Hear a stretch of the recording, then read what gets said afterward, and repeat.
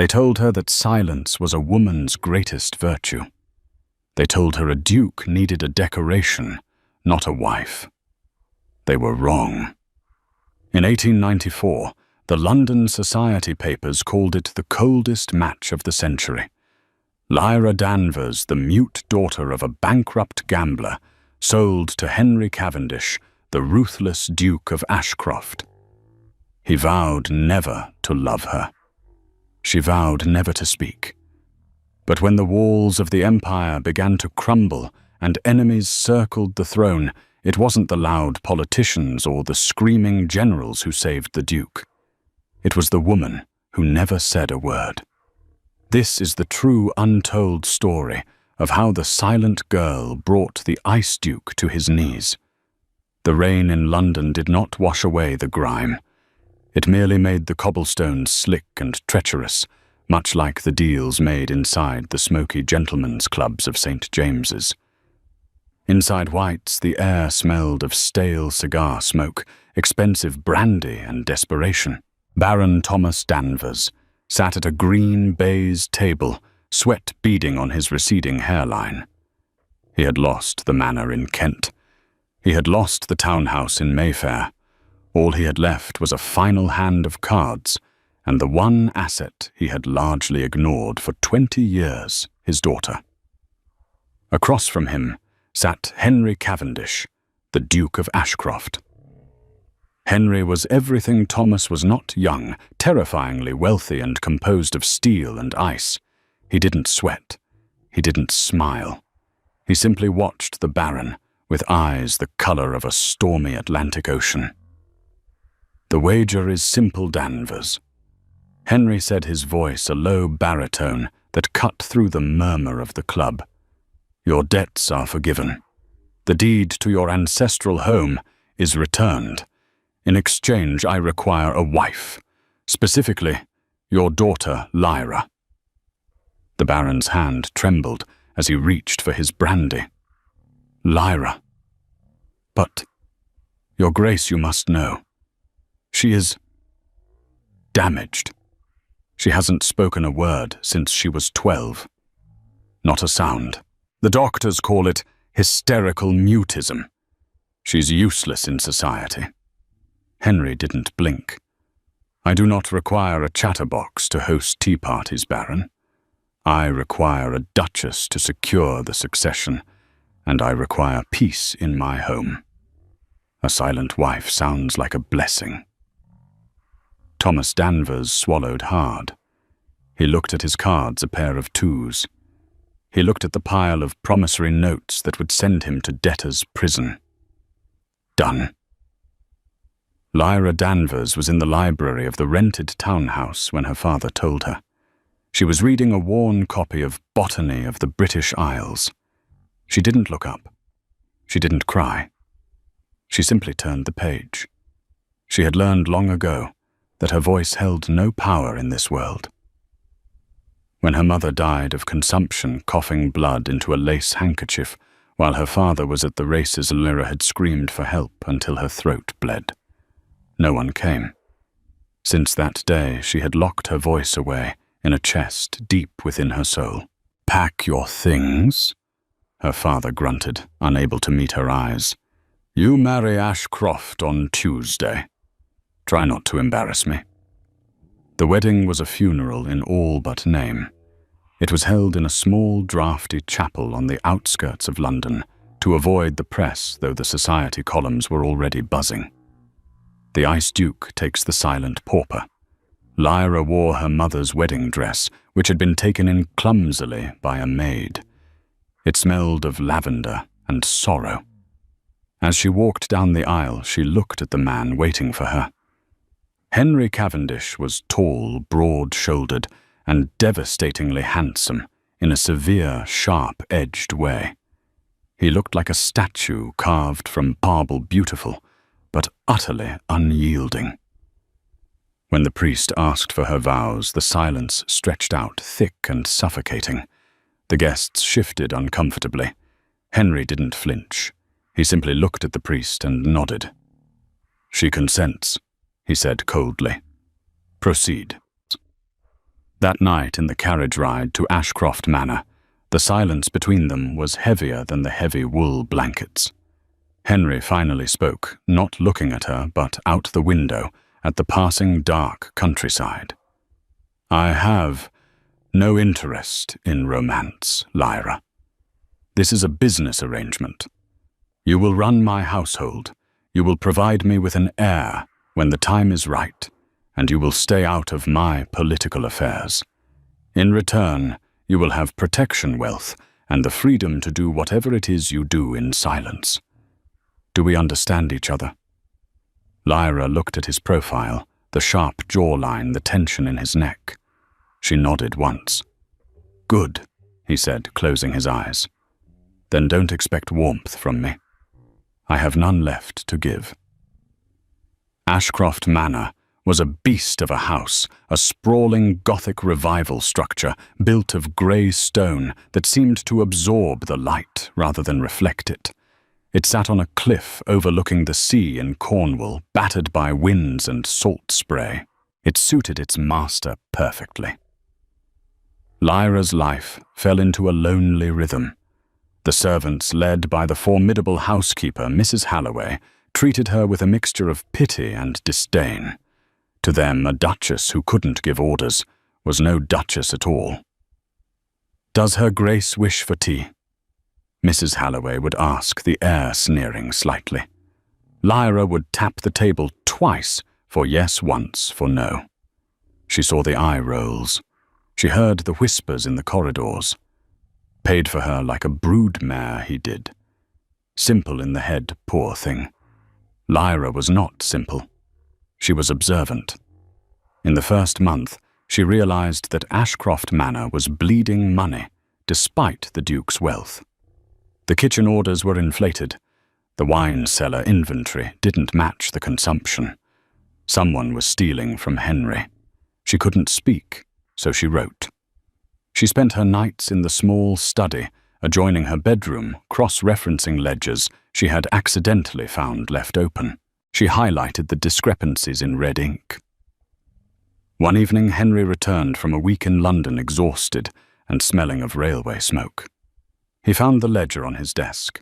He stormed into the dining room, where Lyra was eating a solitary dinner. "What is this?" he demanded, slamming the book onto the table. The silverware rattled. "Who gave you permission to touch my private accounts?" Lyra set down her fork. She met his furious gaze calmly. She reached into her pocket and pulled out a small notepad and pencil she carried everywhere. "The fishmonger charges you for 50 pounds of salmon weekly. The kitchen logs show only 20 pounds received. Your steward, Mr. Banks, has built a new cottage in the village. I thought you should know." She slid the paper across the mahogany table. Henry read it. He frowned, his brow furrowing. He looked at her. Really looked at her for the first time since the wedding. He wasn't looking at a piece of furniture.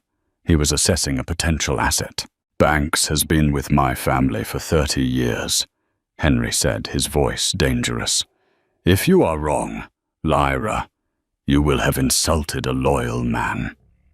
Lyra wrote again. "Check the signature on the invoices. It's forged." The next morning, Mr. Banks was dismissed. He had been skimming nearly £2,000 a year. That evening, dinner was different.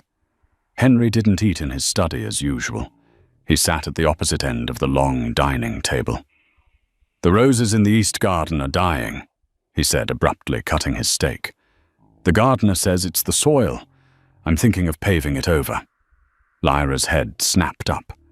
The east garden was the only place of colour in this grey world. It was wood overgrown and beautiful. She tapped her glass with her spoon. Ding! Henry looked up. She wrote furiously and passed the note to the footman, who walked the length of the table to hand it to the Duke. "Do not pave it. The soil is too acidic. It needs lime and ash. Give me the garden. I will fix it." Henry read the note. A ghost of a smile, or perhaps just a smirk, touched his lips. "You wish to get your hands dirty, Duchess?" Lyra nodded firmly. "Very well," Henry said. "Fix the garden. But if it remains a graveyard of thorns by winter, I pave it." It was the first deal they made that didn't involve a dowry. It was the first crack in the ice. But peace at Ashcroft was fragile. Henry was a man haunted by the past. Late at night, Lyra would hear him pacing the floor above her room. Sometimes she heard him shouting in his sleep names of men lost in the colonial wars, and one name that appeared more often than others, Victoria. Lyra didn't know who Victoria was until the invitations for the Duke's annual winter ball were sent out. "We must host," Henry told her one morning, looking more tired than usual. "It is expected. All the peerage will be there, including Lord Stirling and his new wife." Mrs. Halloway, who was pouring tea, froze. Her eyes darted to Lyra with malicious glee. Lyra sensed the shift in the air. She wrote on her pad, "Who is she?" Henry read it and stiffened. He looked out the window, his jaw tightening until a muscle feathered in his cheek. "Lady Victoria Stirling," he said, his voice devoid of emotion. "The woman I was supposed to marry, before she decided a duke with a war injury and a gloomy castle wasn't vibrant enough for her." He turned to Lyra. "She is the most beautiful woman in England, Lyra, and she will be here to see who took her place. Do not let her see you bleed." Lyra touched her throat. She couldn't speak, but she knew something Henry didn't. Silence wasn't a weakness. It was a shield, and she would need it because the storm was coming. The night of the winter ball. Ashcroft Manor was transformed.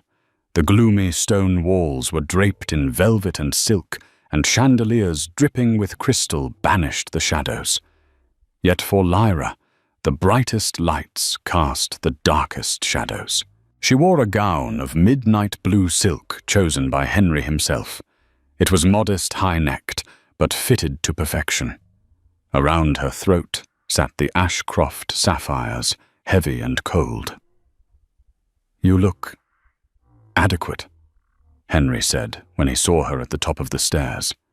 But his eyes lingered on her for a moment longer than necessary, betraying him. He offered her his arm. "Remember, do not let them see you flinch." The ballroom was a shark tank in tuxedos and taffeta. The moment the Duke and his silent Duchess entered, the music didn't stop, but the conversation did. Hundreds of eyes bored into Lyra. Then the crowd parted. Lady Victoria Stirling glided forward like a swan on a lake of oil. She was golden-haired, petite, and radiated a warmth that Lyra knew was fake.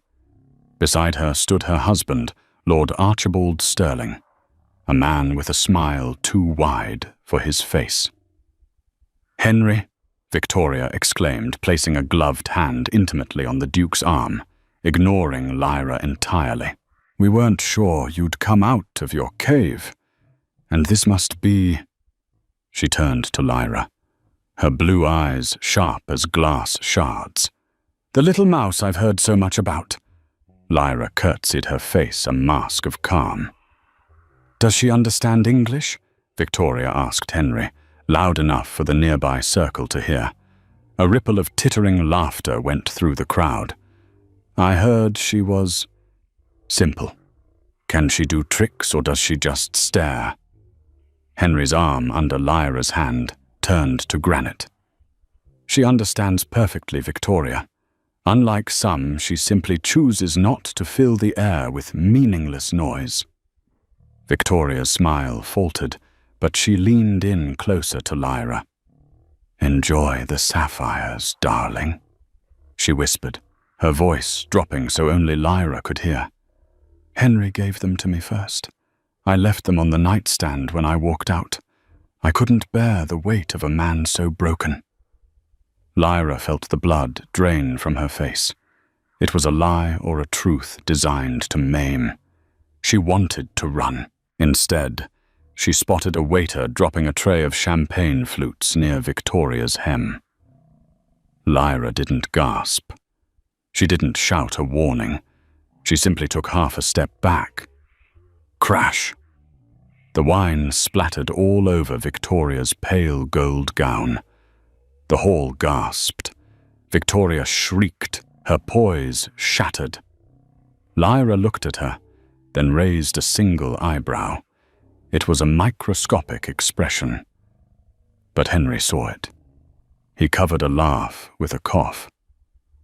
For the rest of the evening he stayed by Lyra's side, a silent sentinel. But the night was not destined to end in triumph.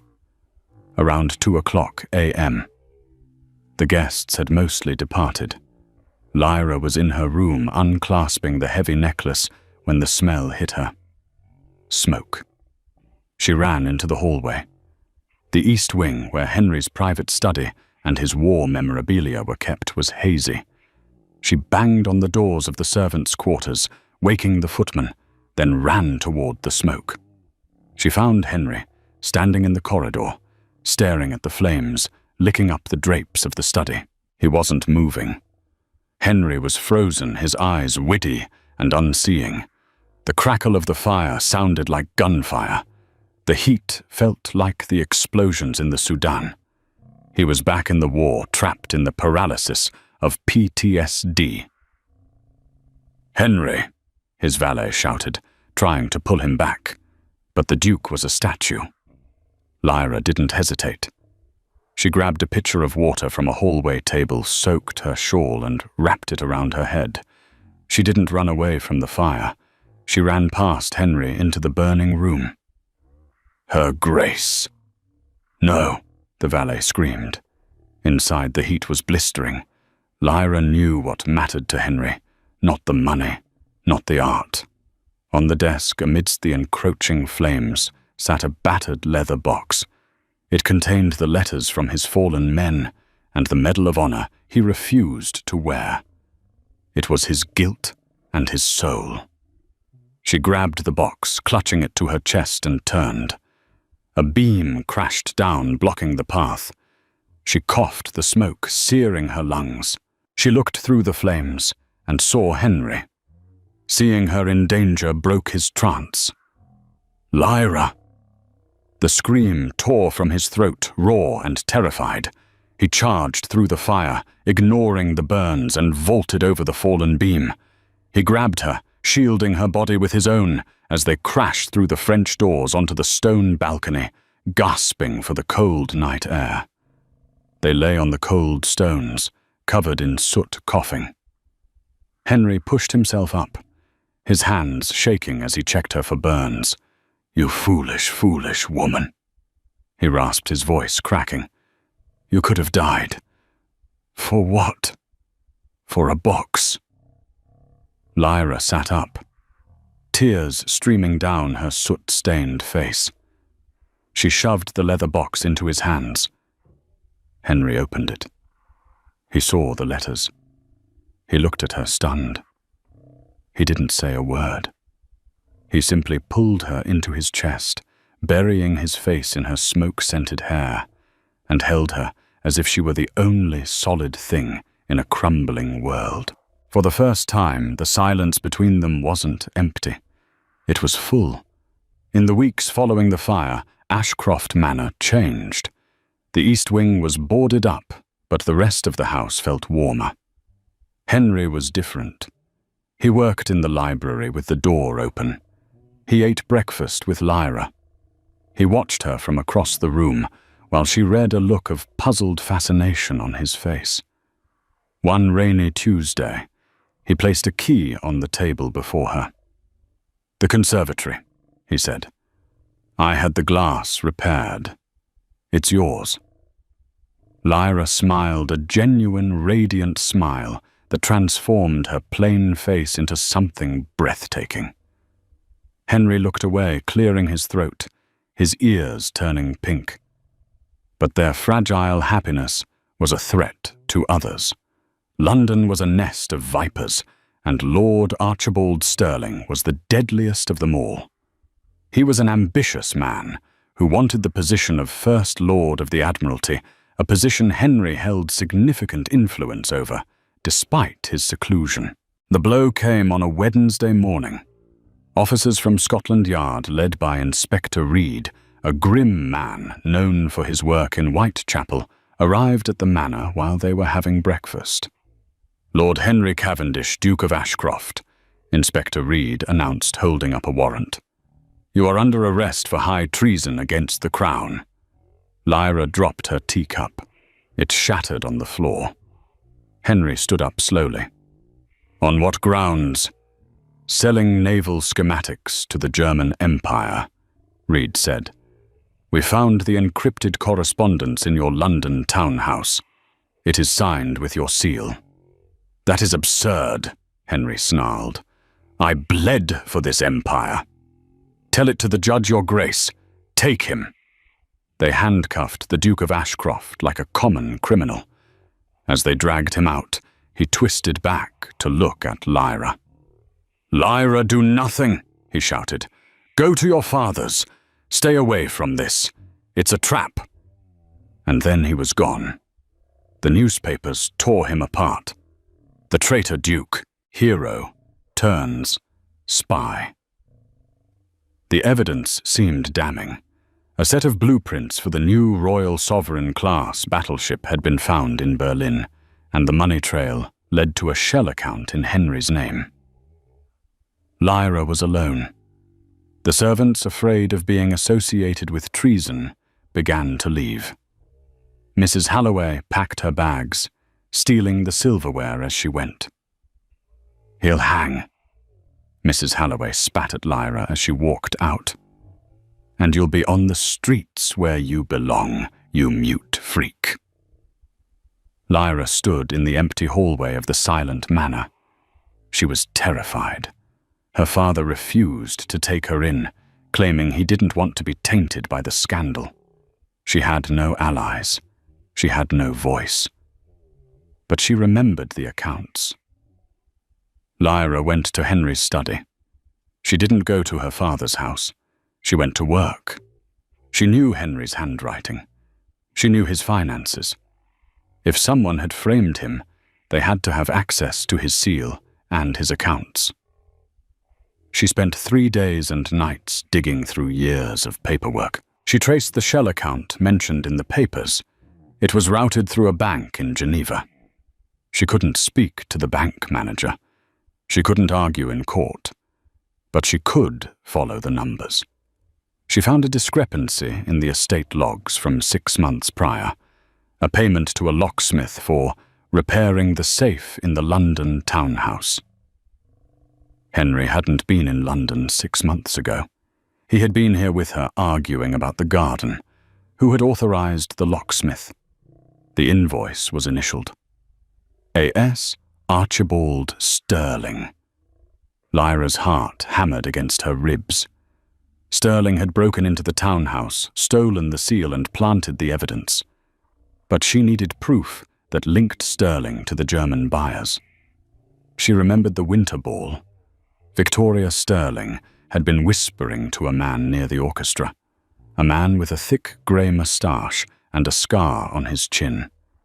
Lyra had thought he was a musician, but he hadn't played an instrument. She sketched his face from memory. She needed to go to London. She needed to enter the lion's den. Lyra packed a small bag. She didn't take a carriage. She took the milk train at 4 a.m.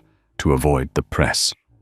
She arrived in a foggy, hostile London, a duchess with no voice and a husband in the Tower of London.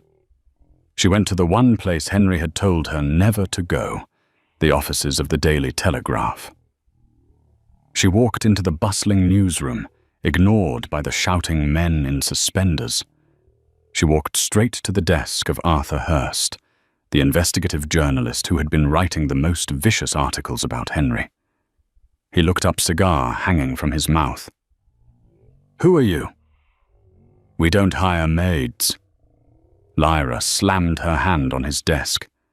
She pulled down her veil. Hurst's eyes widened. The silent Duchess. Lyra pulled out her notepad. She wrote, "I can prove he is innocent, but I need you to be my voice." Hurst looked at her, intrigued. "You have 5 minutes, Your Grace. Make them count." Lyra laid out the invoice, the sketch of the German contact, and the timeline of Henry's whereabouts.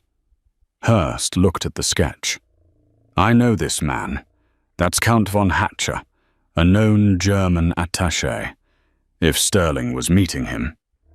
Hurst whistled low. "That's the story of the decade. A lord framing a duke to steal a cabinet seat." "But," Hurst said, looking at Lyra, "print isn't enough. Sterling is powerful. We need to catch him in the act. He's hosting a victory dinner tonight at the Savoy. He thinks he's won." Lyra wrote, "Get me in." Hurst grinned. A mute woman crashing a party at the Savoy. It's suicide. I love it. Lyra wasn't just a wife anymore. She was a soldier, and she was about to go to war for the man who had chosen her above all, even if he didn't know it yet. The Savoy Hotel was a palace of electric light and golden excess. A stark contrast to the damp cell where Henry sat awaiting his fate. The air hummed with the clinking of crystal and the murmur of the elite celebrating Lord Archibald Sterling's imminent appointment to the cabinet. Lyra stood outside the heavy oak doors of the private dining room, her heart beating like a trapped bird. She wore a severe black dress, her face hidden behind a mourning veil. She looked like a widow before the fact. Beside her, Arthur Hurst checked his pocket watch. "Inspector Reed is stationed in the service corridor," the journalist whispered. "But he won't move unless he hears a confession or sees physical proof. Sterling is too connected. You have to make him arrogant, Your Grace. You have to make him careless." Lyra nodded. She pushed open the doors. The room went silent. 30 powerful men and their wives turned to stare. At the head of the table sat Lord Sterling, a glass of brandy in his hand, flushed with victory. Lady Victoria sat beside him, looking bored. "Well, well," Sterling boomed, standing up. "The Duchess of Ashcroft, to what do we owe this silent intrusion? Has the traitor been hanged already?" Lyra walked forward, ignoring the gasps. She stopped directly in front of Sterling. She looked small, fragile, and utterly defeated. She reached into her reticule and pulled out a single white envelope. She held it out with a trembling hand. Sterling laughed, a cruel, wet sound. "A plea for mercy. Does the mouse want to beg for her husband's life?" He snatched the envelope and tore it open. Inside was not a letter, but the sketch Lyra had drawn of Count von Hatcher, the German spy. Sterling's smile vanished. His eyes darted to the guests, then back to Lyra. He crumpled the paper in his fist. "Excuse us," Sterling announced to the room, his voice tight. "Her Grace is clearly hysterical. I will escort her out." He grabbed Lyra's arm, his grip bruising, and dragged her out through the French doors onto the high balcony overlooking the Thames. He slammed the doors shut, isolating them in the cold night air. "Who gave you this?" Sterling hissed, backing her against the stone railing. "It doesn't matter. No one will believe a mute simpleton over the future First Lord of the Admiralty." Lyra shrank back, trembling. She held up her hands in surrender. She reached into her pocket and pulled out her notepad. "I have the logs. I know you forged the seal. I will trade the evidence for Henry's life. Let him go and I will burn it." Sterling read the note in the moonlight. He threw his head back and laughed. "You stupid girl. There is no trade. Henry dies. And once he's gone, I'll have you committed to an asylum. You see, I kept the seal. It's my souvenir." He reached into his tuxedo jacket and pulled out the heavy gold signet ring, the Ashcroft ducal seal. He spun it between his fingers. The instrument of his destruction. I think I'll keep it on my desk. He leaned in close, his breath smelling of brandy and rot. Henry was always too noble. He never understood that power belongs to those willing to slit a throat. Lyra stopped trembling. She looked at the ring. She looked at Sterling. And then she smiled. It was a cold, terrifying smile, the smile of a woman who had been underestimated her entire life. She wasn't begging. She was positioning. Lyra stomped hard on Sterling's instep. He howled in pain and bent double. In that split second, Lyra didn't run away. She lunged at him. She snatched the ring from his hand and hurled it backward over her shoulder. It didn't fall into the river. It clattered loudly onto the balcony floor, rolling to a stop at a pair of polished black boots. Sterling spun around. Inspector Reed stepped out from the shadows of the alcove, Arthur Hurst right beside him, with a notepad in hand. "Lord Archibald Sterling." Reed said, his voice grim, as he picked up the stolen seal. "I believe this belongs to the Duke, and I believe you are under arrest for conspiracy and treason." Sterling's face went white. You can't." "I am a peer of the realm. She set me up. She can't even speak." "She doesn't need to speak," Hurst said, scribbling furiously. "Your confession was loud enough for the entire Savoy to hear." Sterling lunged for Lyra, his face twisted in a mask of rage. "You witch!" But before he could touch her, Reed's men swarmed him, pinning him to the ground. Lyra stood over him, smoothing her dress. She didn't look like a mouse anymore. She looked like a queen who had just checkmated a pawn. The Old Bailey was packed to the rafters. The trial of the Duke of Ashcroft was the scandal of the century. Henry sat in the dock, looking gaunt. He hadn't slept in days. He hadn't seen Lyra since the arrest.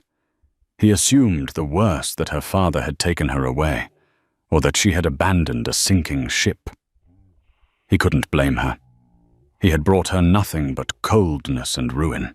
The Crown Prosecutor, a man named Sir Percival, was going for blood. "The evidence is clear," Percival thundered, pacing before the jury. "The seal was used. The money was transferred. The Duke is a traitor." Henry's defense counsel, a court-appointed solicitor who looked terrified, stood up. "My lord, we have argued that the Duke was framed, but we lack—" "You lack proof," Percival shouted. "And now I offer the accused a final chance." Percival turned to Henry. "Your Grace, we know you are a busy man. Perhaps you did not oversee the details of your treason. We have testimony that your wife, the Duchess, managed your accounts. She had access to the seal. She had access to the ledgers." The courtroom went silent. Henry looked up, his eyes narrowing. "Admit that you were negligent," Percival said smoothly. "Admit that your afflicted wife, perhaps in a fit of madness or manipulated by others, committed these crimes without your knowledge. Do this, and the crown will spare your life. You will lose your title, but you will live. She will be institutionalized where she belongs." It was a lifeline, a way out. Blame the silent woman who couldn't defend herself. Henry stood up. His chains rattled. He looked at the jury, then at the judge. "You ask me to trade my honor for my life?" Henry asked, his voice raspy but steady. "You ask me to condemn an innocent woman to save my own skin?" "She is a mute, your grace," Percival scoffed. "She is a burden, a cold, silent burden. Surely you do not love her." Henry gripped the railing of the dock until his knuckles turned white. "You are right," Henry said softly. The court leaned in. I did not marry her for love. I married her for a wager." A gasp went through the gallery. "But," Henry continued, his voice rising, filling the cavernous room with the command of a general. "I have learned more about honor from her silence than I ever learned from your loud speeches. She is not a burden. She is the only pure thing in this rotten city. She is my wife, and I would rather hang 1,000 times than let a single false word be spoken against her." He looked directly at Percival. "I choose her. Do your worst." The courtroom erupted. Henry closed his eyes, accepting his death. Bang! The doors to the courtroom flew open. "Stop!" It wasn't a shout. It was a roar. But it didn't come from a lawyer. Inspector Reed marched down the center aisle holding a velvet bag. Behind him walked Arthur Hurst, and walking between them, head held high, was Lyra. She walked straight to the front of the court. She didn't look at the judge. She looked at Henry. Henry's eyes went wide. "Lyra," Inspector Reed slammed the stolen seal and the signed confession of Lord Sterling onto the judge's bench. "My lord," Reed announced, "we have new evidence. The real traitor is in custody. Lord Sterling has confessed to framing the Duke." The judge picked up the seal. He read the confession. He looked at Percival, who was gaping like a fish. "Is this authenticated?" the judge asked. "Witnessed by myself and Mr. Hurst of the Telegraph," Reed said. "And secured by Her Grace, the Duchess of Ashcroft." The judge banged his gavel. "Case dismissed. Release the prisoner." The roar of the crowd was deafening, but Henry didn't hear it. The guards unlocked the dock, and he stumbled out, not toward his lawyer, but toward Lyra. They met in the middle of the chaotic courtroom. Henry looked at her, Seely looked at her, seeing the dark circles under her eyes, the soot that seemed to permanently cling to her soul, the fierce, unyielding strength in her jaw. "You came back," he whispered, disbelief in his voice. "I thought you were safe. I told you to stay safe." Lyra reached up and placed a hand on his cheek. Her thumb brushed away a tear he hadn't realized he'd shed. She pulled out her notepad, but Henry stopped her. He grabbed her hand and pressed it to his lips, kissing her palm, her wrist, her fingers ignoring the hundreds of people watching. "You don't need to write it," he choked out. I know. He swept her into his arms, lifting her off her feet, burying his face in her neck. "Let's go home, Lyra. Let's go home." The spring that arrived in Cornwall that year was unlike any Henry Cavendish could remember. It was violent in its vibrancy. The grey, churning Atlantic seemed to settle into a brilliant, bruised blue, and the winds that usually stripped the cliffs bare now carried the scent of thawing earth and wildflower honey. Ashcroft Manor, too, had transformed. The soot from the fire had been scrubbed from the stones. The servants, once whispering and superstitious, now moved with a bustling, fiercely loyal energy. They walked with their heads high. After all, they served the Duchess, who had outwitted the cabinet, and the Duke, who had chosen honor over life. But inside the heart of Henry Cavendish, winter refused to break. It had been 3 months since the trial at the Old Bailey. 3 months since he had stood in the dock and prepared to die. 3 months since Lyra had walked into the lion's den and pulled him out with nothing but a sketch pad and a terrifying amount of courage. Henry sat in his newly refurbished study. The door opened to the hallway. He watched Lyra pass by. She was carrying a basket of dried lavender, her steps light, her mourning black finally replaced by a dress of soft, pale lilac.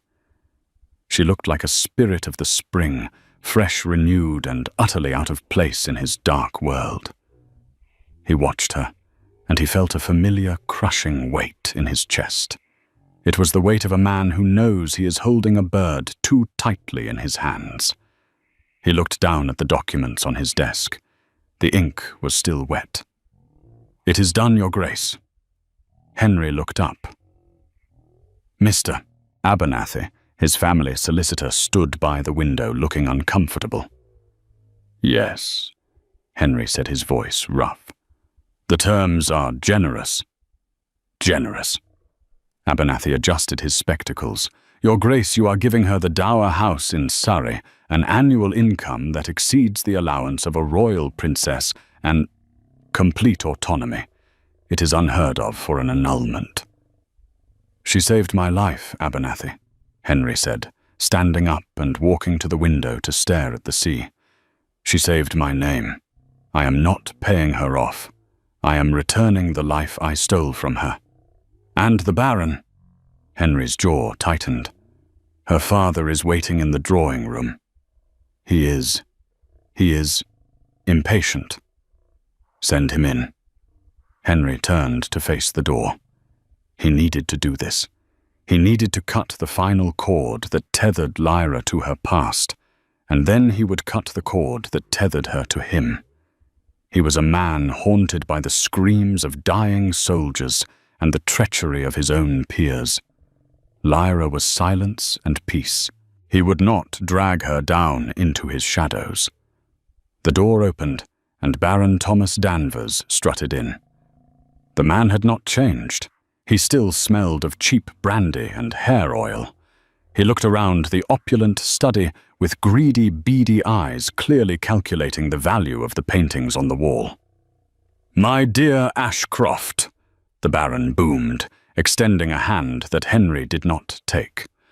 "Or should I say the hero of the Empire, I told them, you know. I told everyone at the club my son-in-law is no traitor. I stood by you, Henry. You refused to take her in," Henry said quietly. The temperature in the room seemed to drop 10 degrees. "When the police took me and the mob surrounded this house, she came to you, and you closed your door." The Baron faltered, wiping sweat from his upper lip. "A misunderstanding I was, protecting her inheritance. But look now, she's a heroine, a celebrity. We can capitalize on this, Henry. I have investors interested in a memoir, The Silent Duchess. It will sell thousands." Henry walked around the desk. He moved with the predatory grace of a wolf. He stopped inches from the Baron. "There will be no memoir," Henry said. "There will be no investors, and there will be no you." He picked up a check from the desk and held it out. "This is £10,000, Henry said. The Baron's eyes bulged. It was a fortune. "Take it, pay your debts, and then you will board a ship for America. If I ever see you in England again, if you ever write to her, if you ever try to profit from her name, I will not send the police. I will come myself." The Baron snatched the check. His greed outweighed his paternal instinct, if he ever had any. Done. She was always too quiet for my taste anyway. Unsettling girl. Good riddance. The Baron turned and scurried out the door, the check clutched to his chest. Henry closed his eyes, exhaling slowly. One monster gone. Now he had to deal with the other one. Himself. He didn't know that Lyra was standing just outside the door, hidden by the shadow of a large tapestry. She had heard everything. An hour later, Henry found her in the East Garden. It was the place where they had made their first truce, the place where she had buried her hands in the dirt and brought life back to the dead soil. Now the white roses were in full bloom, their petals stark against the grey stone of the manor walls. Lyra was sitting on a stone bench, watching the waves crash against the cliffs below. She didn't turn when she heard his boots on the gravel. She knew his step. She knew the rhythm of his breathing. Henry stopped a few feet away. He felt like an executioner. Lyra. She turned. Her eyes were clear, intelligent, and fiercely observant. She stood up, brushing a stray lock of hair behind her ear. She reached into her pocket for her notepad, but Henry shook his head. "No," he said, his voice straining. "Don't write. Just listen. Please." She lowered her hand, her brow furrowing in confusion. She sensed the shift in him. The walls were back up. The ice had returned. Henry stepped forward and held out the thick envelope containing the legal papers. "I have spoken to the bishop." Henry began reciting the speech he had rehearsed all night, the speech that tore his heart into shreds with every word. "And to the solicitors. We have grounds for an annulment, non-consummation. It is a technicality, but it will suffice." Lyra stared at the envelope. She didn't take it. She looked up at him, her expression shifting from confusion to shock, and then to a slow, burning anger. "Your father is gone," Henry continued, unable to meet her gaze. He looked over her shoulder at the horizon. "I have ensured he will never bother you again. You are wealthy in your own right now. You are free, Lyra. You can go to Paris. You can see the specialists in Vienna about your voice. You can find a man who isn't broken." He took a ragged breath. "I am a man of war, Lyra. I wake up screaming. I have enemies who will never stop coming for me. I am winter. You are the spring. If you stay here, I will eventually freeze you to death. I cannot watch that happen." He thrust the papers toward her again. "Take them. Please. Go and live." The silence that followed was not the peaceful silence of the library. It was the silence of a fuse burning down to powder. Lyra looked at the papers, then she looked at Henry. She took the envelope. Henry felt a part of him die. He nodded stiffly. "I have a carriage waiting to take you to the station. Mrs. Halloway has packed your trunks." He turned to walk away. He had to leave before he broke down.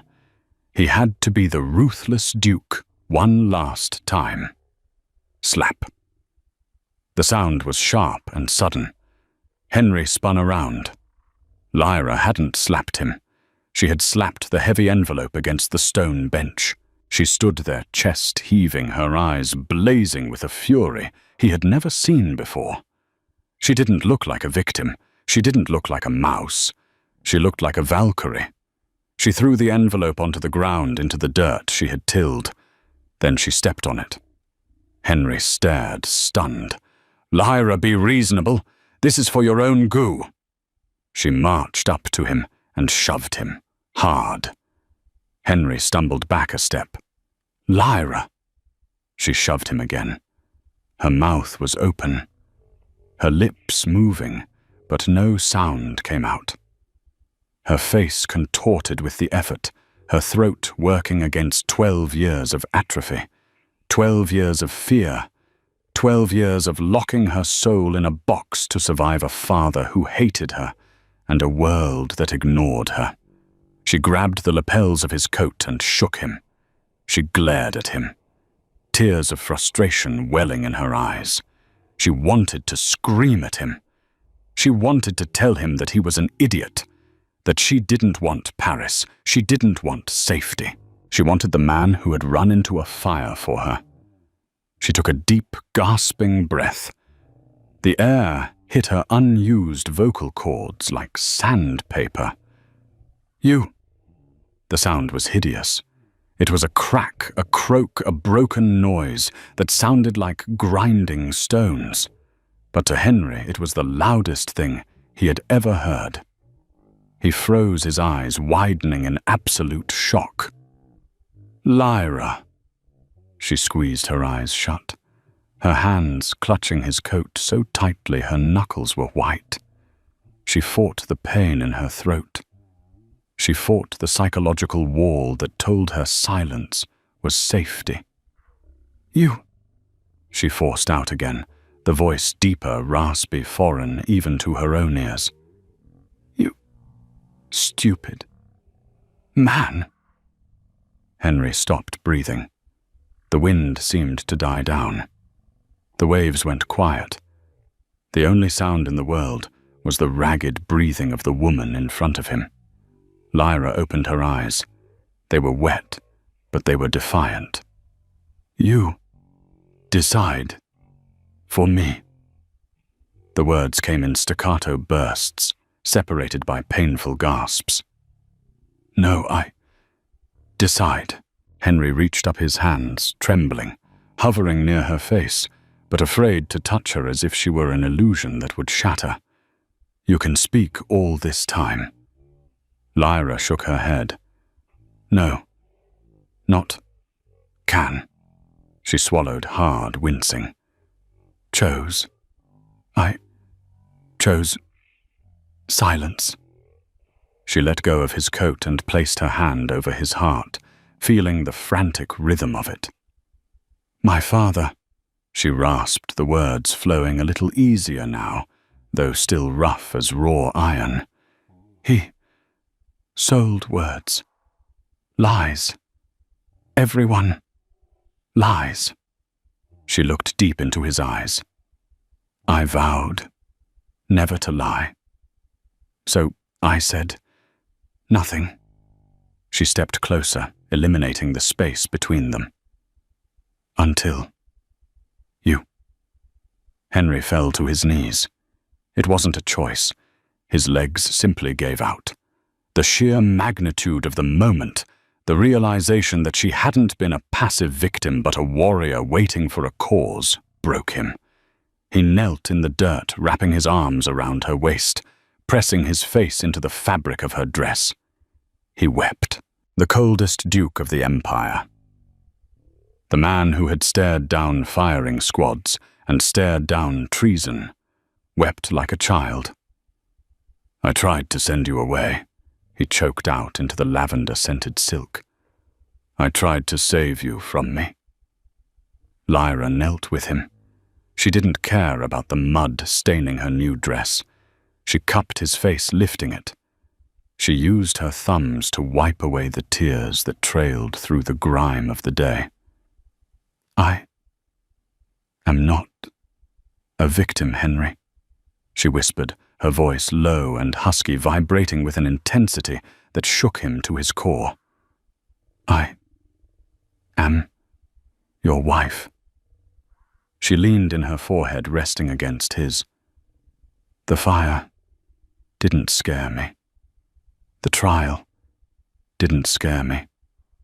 Only this." "Only what?" Henry whispered. "Only silence," she said. "Without you." Henry looked at the annulment papers trampled in the mud. He looked at the woman who had defied an empire, defied her father, and defied her own trauma for him. "I love you," Henry said, the words fierce and desperate. "I love you more than I have ever loved anything in this wretched life." Lyra smiled. It wasn't the polite smile of a duchess. It was a grin, mischievous, exhausted, and radiant. "Then," she rasped, tracing the line of his jaw, "be quiet and kiss me." Henry obeyed. He surged forward, capturing her lips. It was a kiss that tasted of salt tears of spring air, and of a silence that was no longer empty, but full of everything that didn't need to be said. The society papers never quite figured out what happened at Ashcroft Manor. They knew the Duke had retired from political life, preferring the rugged coast of Cornwall to the smoke of London. They knew the Duchess, once known as the Silent Pauper, had become a renowned horticulturist, her white roses famous across Europe. Rumors swirled, of course. Some said she was still mute. Others claimed she only spoke to the flowers. They were all wrong. 5 years later, on a winter evening, the library at Ashcraftoft Manor was not silent. A fire roared in the hearth, casting a warm, golden glow over the Persian rugs. Henry sat in his armchair, a book resting forgotten on his lap. He was watching the floor, where two small children, a boy with dark curls and a girl with stormy grey eyes, were building a fortress out of wooden blocks. "Mama, look," the boy shouted. "The tower!" Lyra was sitting on the rug beside them. She laughed a sound that was rich, throaty, and warm like good whiskey. "It is magnificent, Leo," she said, her voice clear now, though it would always carry that unique, husky texture that Henry worshipped. "But it needs a gate." "Why?" the girl asked. "To let the friends in," Lyra said, winking at Henry. "And keep the monsters out." Henry smiled. The shadows that used to haunt the corners of the room were gone. The ghosts of the war were silent. "Lyra," Henry said softly. She looked up, her eyes bright with love. "Yes, Henry. Read to us." The children cheered, abandoning their blocks to pile onto the sofa. Lyra picked up a worn book from the table.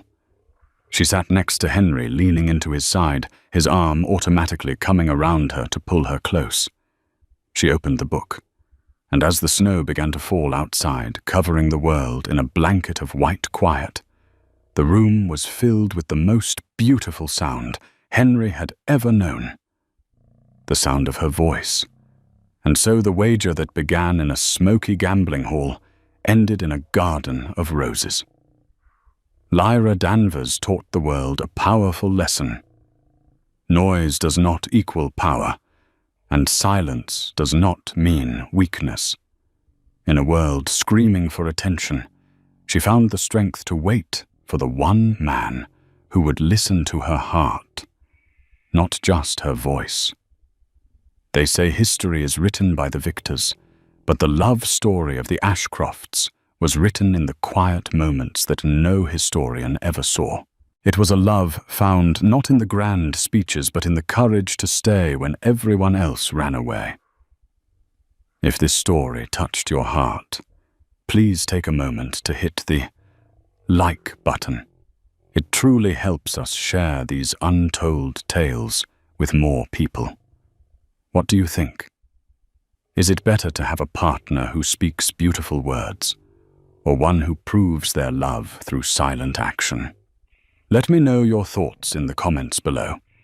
And if you want to hear more dramatic historical romances, stories of betrayal, redemption, and love that defies the odds, make sure to subscribe and ring the notification bell. You won't want to miss our next story. It involves a runaway princess and a pirate with a secret. Thank you for listening, and until next time.